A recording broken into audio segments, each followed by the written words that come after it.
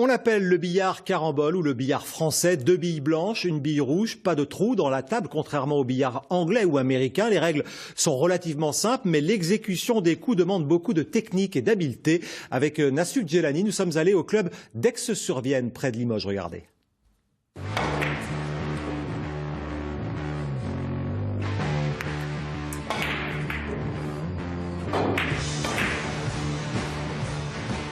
Un loisir, un sport et même un art lorsqu'il est pratiqué à haut niveau.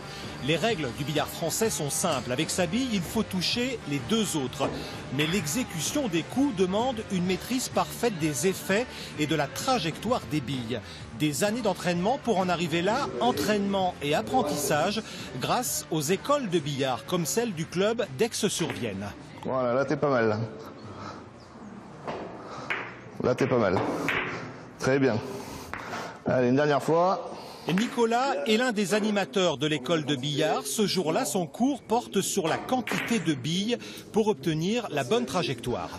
La difficulté, bien sûr, comme on le voit là, c'est la quantité de billes à toucher comme il faut pour aller justement jusqu'à la numéro 3. Exactement. Dans le jargon du billard, on dit qu'il a pris un peu gros, c'est-à-dire qu'il a pris trop de billes. Il n'a pas été effectivement assez sur le côté. Un jeu passionnant et technique. Il existe au billard français des centaines de combinaisons pour effectuer un point. Le rétro, par exemple, est l'une des bases que l'on acquiert dès les premières années d'apprentissage. Ah ouais, donc la bille recule. Oui, c'est ça le principe. Pour que la bille recule pour faire le point. Et pour qu'elle recule, il faut la taper où? Ben, assez bas de la bille. Mais pas trop bas non plus parce que sinon elle va sauter.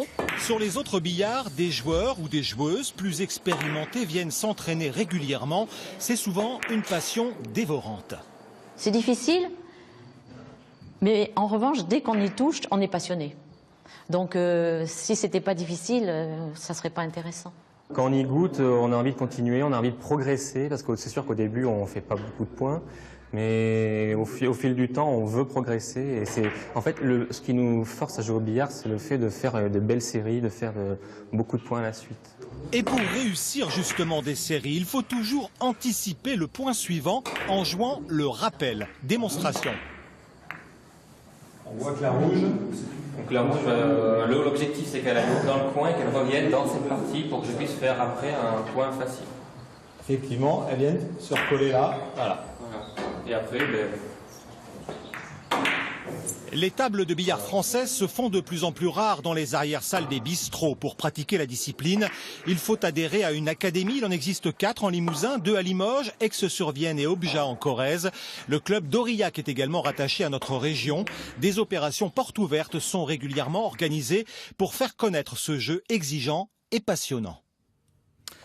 Un jeu exigeant et passionnant, c'est pas vous, Éric Pichneau, qui allez me dire le contraire. Bonjour. Bonjour. Vous êtes le président du club aixois de billard. On l'a vu dans le reportage, les joueurs disent au début le billard français, ça paraît compliqué, très technique. C'est vrai d'ailleurs, mais on prend aussi beaucoup de plaisir à y jouer. Bien sûr, alors c'est compliqué oui et non. C'est vrai que la première fois qu'on va se retrouver avec une queue de billard dans les mains, on va pouvoir se sentir un petit peu démuni et se dire qu'est-ce que c'est compliqué.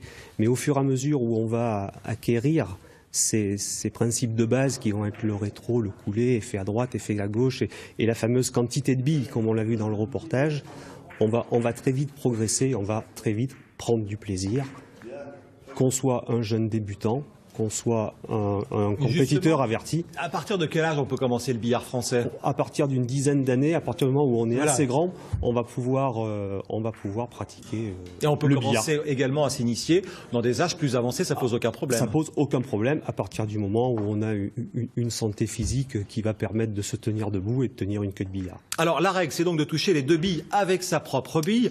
Ça, on l'a compris, mais il existe au billard français plusieurs modes de jeu. Quels sont-ils? Alors il y a 3 disciplines phares qui vont être la partie libre.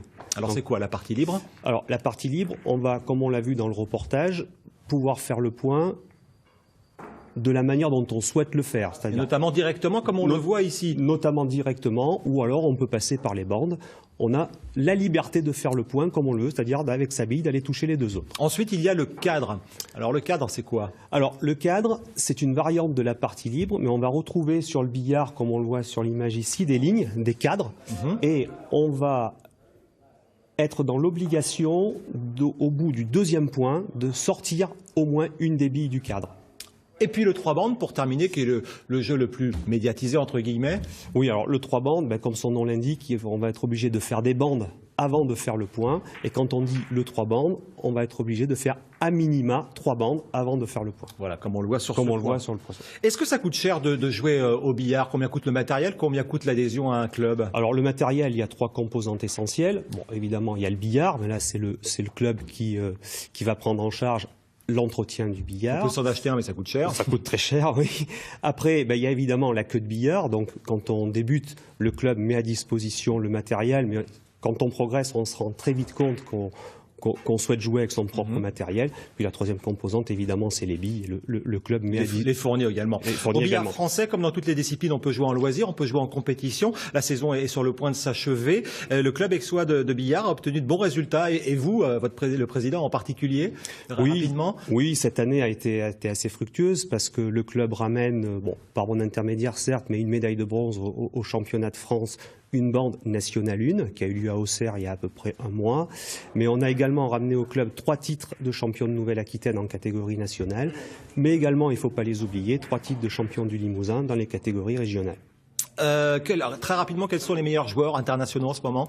Alors, les meilleurs joueurs internationaux, historiquement, ce sont les Belges et les Néerlandais, mais on constate une progression exponentielle des joueurs asiatiques, et notamment au Vietnam et en Corée du Sud. Merci beaucoup Éric Picheneau, président du club aixois de billard. Merci à vous. Je rappelle qu'il existe 4 clubs en Limousin.